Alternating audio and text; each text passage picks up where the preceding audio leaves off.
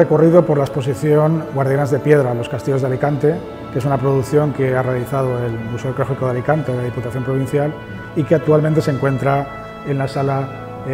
Ginés Ruiz Nicolás del Museo Ibero de Monforte de Cid. La exposición está estructurada en 5 bloques temáticos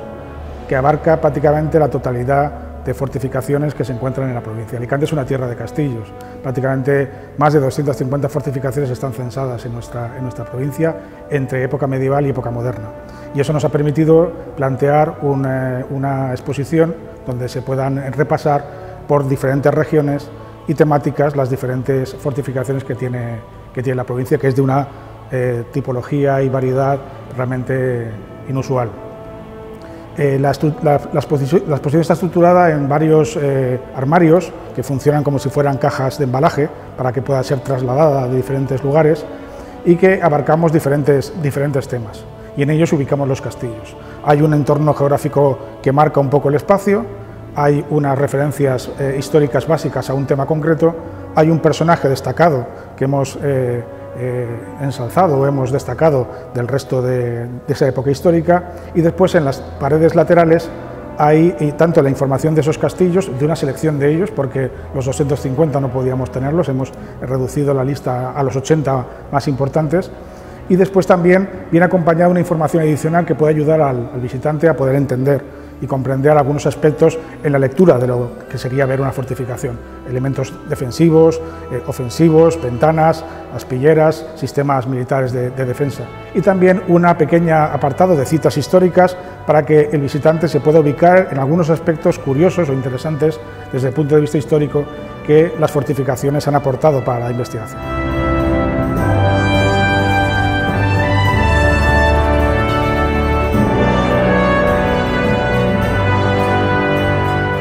Bueno, el primer bloque de la exposición se denomina Los Castillos de Tuzmir, que es el que tenemos detrás. Este título hace referencia a un territorio amplio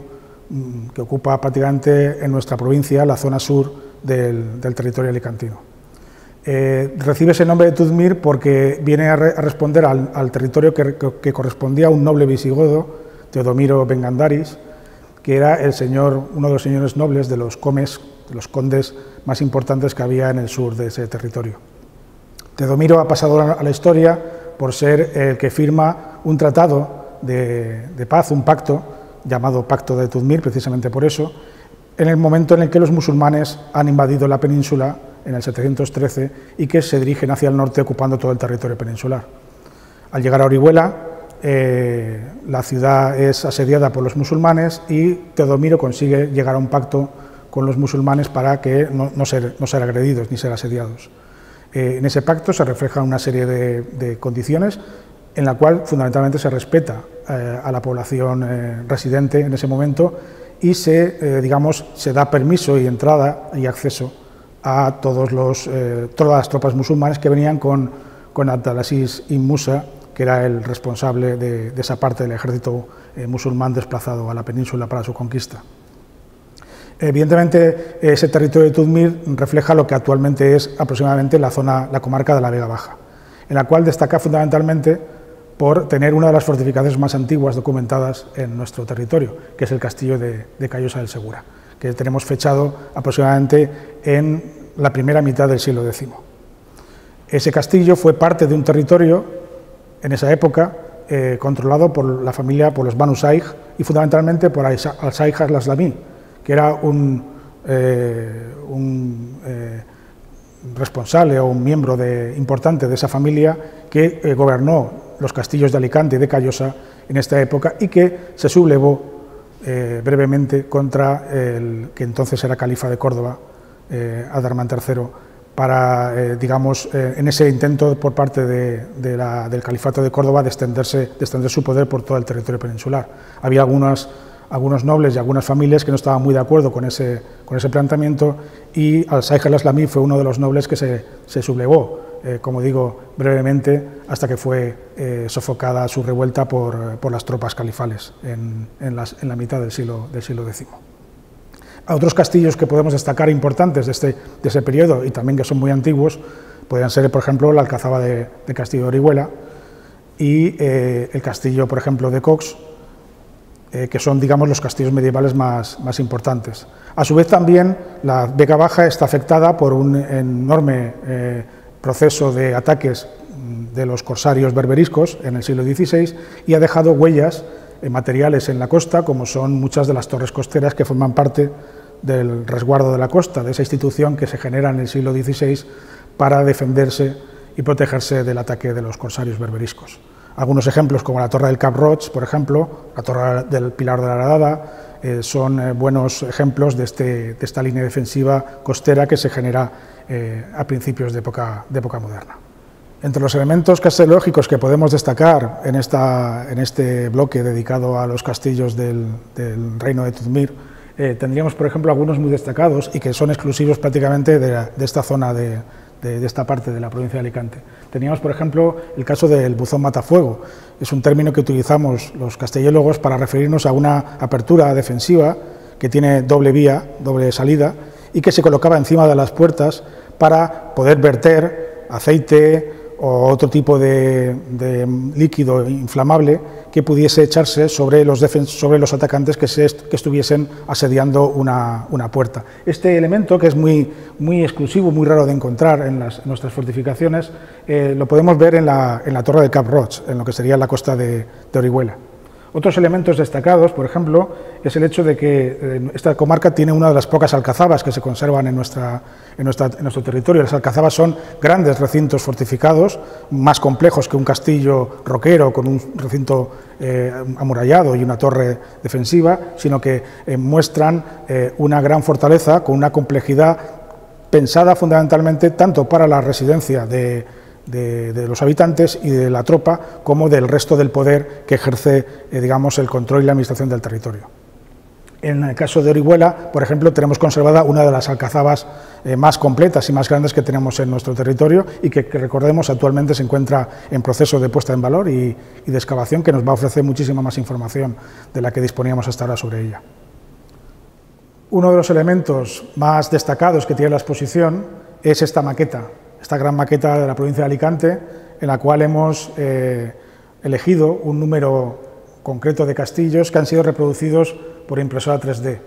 para que representaran un poco todas las fortificaciones, todo ese conjunto de fortificaciones que tiene la provincia y que muestra guardianes de piedra. En concreto, estábamos hablando del caso de los castillos de Tudmir y aquí tenemos algunos de ellos que hemos podido hablar anteriormente, tanto el castillo de Guardamar, por ejemplo, uno de los más importantes también de este territorio, el castillo de Cox, la calzada de Orihuela, el castillo de Callosa del Segura y la torre vigía de Cap Roig, en la costa de Orihuela. La maqueta pretende mostrar ese conjunto y, sobre todo, añadir, conforme la exposición va itinerando por las diferentes localidades de la provincia, añadir los castillos específicos donde se encuentra alojada la exposición.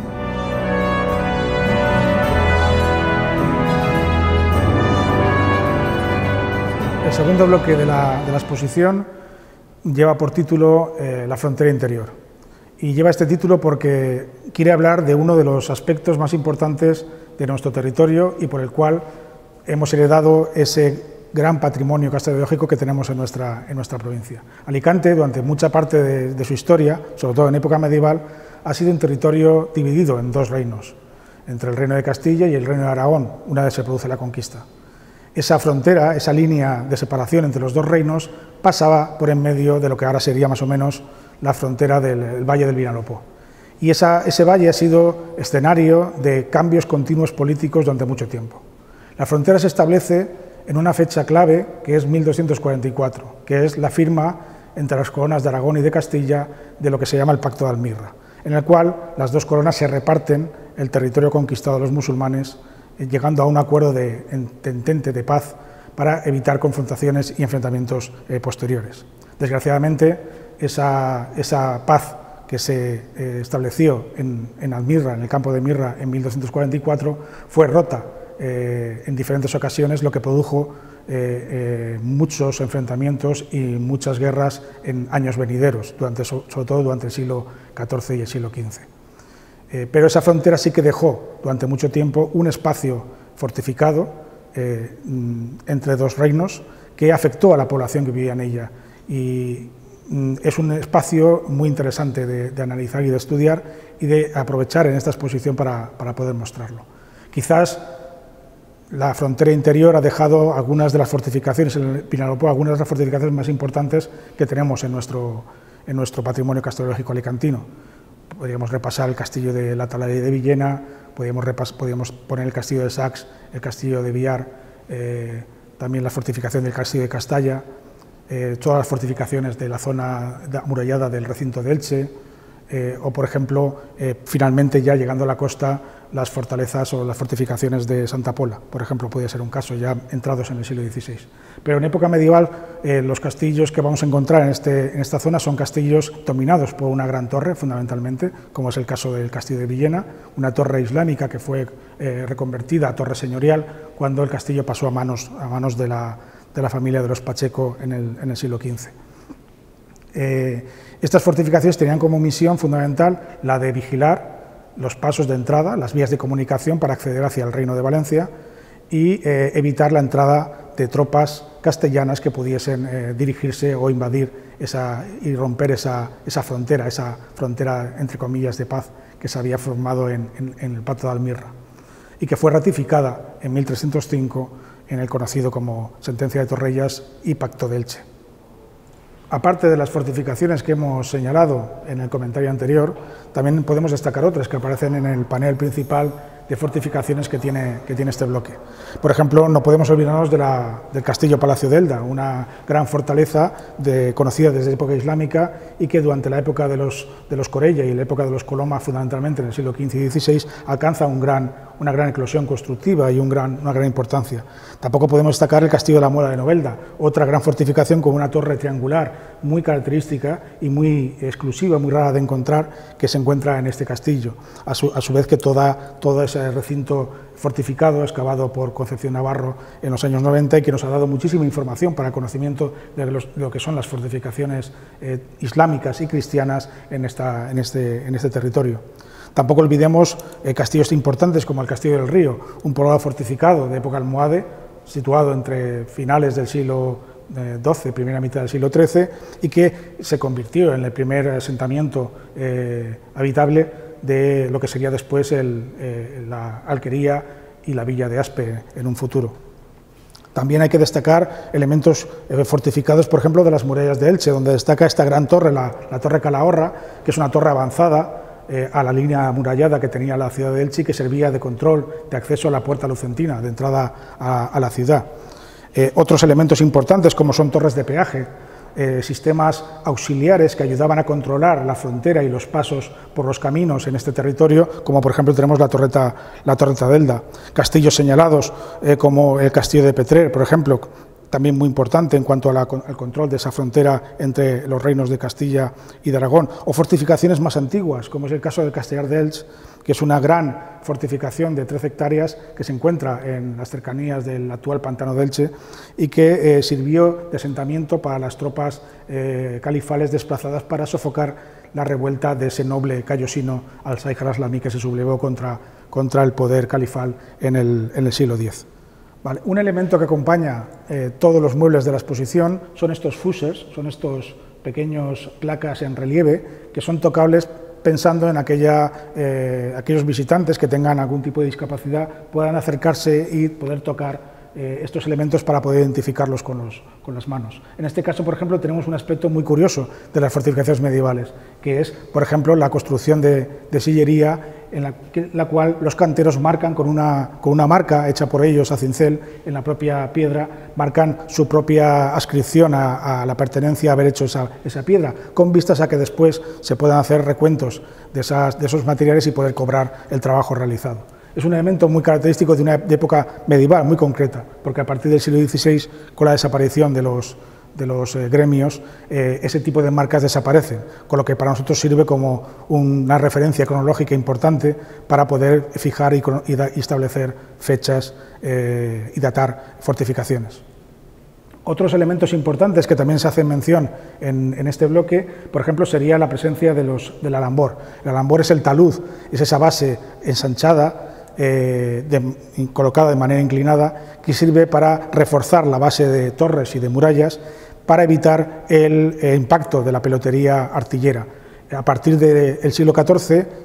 se introduce en la guerra militar, se introduce el arma de fuego, y el arma de fuego evolucionada durante los siglos XV y XVI va a generar la presencia de bombardas, cañones y otro tipo de material donde se disparan balas de metal y que generaban sobre las fortificaciones medievales mucho impacto y mucha destrucción. El alambor nace para absorber, para generar una base de refuerzo mucho mayor y absorber esos impactos de esa pelotería enviada desde esas máquinas de guerra. Otros aspectos interesantes, también muy exclusivos, son, por ejemplo, lo que llamamos el falso despiece de sillería. El falso despiece de sillería es una línea de cal que marca las juntas de las cajas de hormigón de las torres de ciertas torres de tapial en una época muy concreta, y que servía también para generar una imagen visual desde el exterior de mayor robustez y solidez, al parecer piedra tallada en lugar de ser barro. Ese pequeño elemento decorativo, pero también muy eficaz para ese control de la imagen del castillo, se introduce en un momento muy concreto de nuestra historia. Sería en la época del tercer califa almohade, aproximadamente a finales del siglo XII, cuando en muchas fortificaciones de la península, y en nuestros casos en las dos fortificaciones de Vinalopó, como es la torre de la Atalaya del castillo de la Atalaya de Villena y la torre grosa o la torre mocha del castillo de la Mola de Novelda, aparece este tipo de decoración, lo que también nos permite establecer fechas cronológicas muy concretas que sirven para estudiar y aportar mucha más información al estudio de estas fortificaciones. Otros aspectos que son poco conocidos de las fortificaciones alicantinas es los elementos que se encuentran en los remates. Desgraciadamente, en muchas fortalezas los castillos no conservan todo su almenado ni toda su estructura de remate. En esos remates se encontraban algunos elementos, en las almenas se encontraban algunos elementos como son los manteletes. Los manteletes son unas placas, unas planchas de madera generalmente, basculantes, que están colocadas entre los diferentes merlones de la fortificación y que servían para ocultar y poder disparar y ocultarse en el momento de un asedio, de un ataque. El mantelete es un elemento móvil, pero que es muy difícil de localizar en nuestras fortalezas, como digo, por esa falta de remates que solemos encontrar en nuestras fortificaciones, dado que son los primeros elementos que se suelen deteriorar o perder en un abandono, en una destrucción de un castillo. Situándonos de nuevo en la maqueta, encontramos algunas de las fortificaciones de este bloque dedicado a los castillos del Vinalopó, a la frontera interior, como le hemos llamado. Tendríamos el castillo de Bañeres, el castillo de la Atalaya de Villena, el castillo de Petrer, el castillo de la Mola y el palacio de Altamira, que se encuentra en la ciudad de Elche. Un aspecto destacado del que no hemos hablado hasta ahora es el hecho de que muchos castillos surgen de antiguas fortificaciones islámicas, sobre todo torres alquería, que se manifiestan en estas torres que se encuentran en algunos de los castillos. Desde esos castillos se genera un recinto fortificado a su alrededor, a modo de pequeño cortijo, donde podía estar ubicada la población o el clan familiar que viviese en ese momento, y que después ha dado pie a toda la fortificación posterior que en época cristiana se establece con el paso del tiempo. En el caso, por ejemplo, de Villena, es uno de los casos más paradigmáticos, partiendo de una torre almohade que tiene unas bóvedas de arcos entrecruzados excepcionales, que están fechadas en época almohade. El marqués de Villena desarrolla en el siglo XV una gran fortificación con dos plantas más, coronada por ese remate de escaraguaitas y de almenados en la parte superior del remate, y a su alrededor un gran recinto fortificado que estará dotado de diferentes elementos para la tropa, para la construcción y para los diferentes elementos de vida que se encontraban en el castillo, y que ha sido recientemente excavado en ese proyecto de puesta en valor que ha llevado a cabo el Ayuntamiento de Villena. Lo mismo encontramos, por ejemplo, en el caso de Bañeres, una torre que en un principio parece ser el germen o inicio de ese castillo, y que después a su alrededor ha generado esa gran cantidad de elementos defensivos que van surgiendo conforme se generan las necesidades en ese castillo. Lo mismo sucedía en el caso de Petrer o, por ejemplo, en el caso de la torre mocha del castillo de la Mola de Novelda. Igual ejemplo lo podemos encontrar con la fortificación del Palacio de Altamira, que también surge de una primera torre cuadrangular de tapial que formaría parte del recinto amurallado de la propia ciudad, y que actuaría todo ese recinto como pequeño alcázar que estaría controlando todo el el elemento urbano de ese recinto fortificado de la ciudad.